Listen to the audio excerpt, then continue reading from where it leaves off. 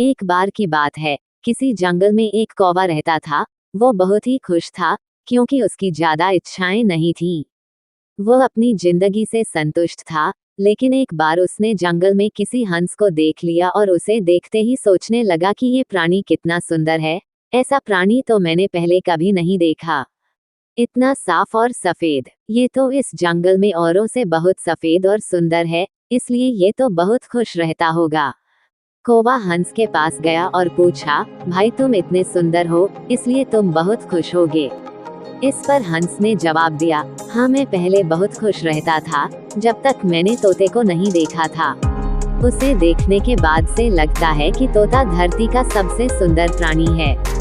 हम दोनों के शरीर का तो एक ही रंग है, लेकिन तोते के शरीर पर दो दो रंग है। उसके गले में लाल रंग का घेरा और वो सुर्ख हरे रंग का था। सच में वो बेहद खूबसूरत था। अब कौवे ने सोचा कि हंस तो तोते को सबसे सुंदर बता रहा है, तो फिर उसे देखना होगा। कौवा तोते के पास गया और पूछा, भाई तुम दो दो रंग पाकर बड़े खुश होगे। इस पर तोते ने कहा, हाँ मैं तब तक खुश था जब तक मैंने मोर को नहीं देखा था।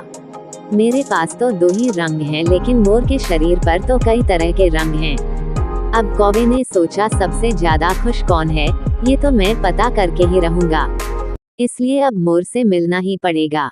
कौवे ने मोर को जंगल में ढूंढा, लेकिन उसे पूरे जंगल में एक भी मोर नहीं मिला और मोर को ढूंढते ढूंढते वह चिड़ियाघर में पहुंच गया, तो देखा मोर को देखने बहुत से लोग आए हुए हैं और उसके आसपास अच्छी खासी भीड़ है।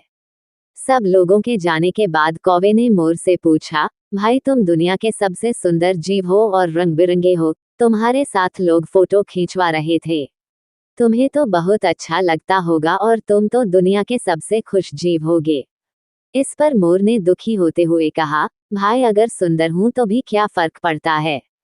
मुझे लोग इस चिड़ियाघर में कैद करके रखते हैं, लेकिन तुम्हें तो कोई चिड़ियाघर में कैद करके नहीं रखता और तुम जहां चाहो अपनी मर्जी से घूम फिर सकते हो।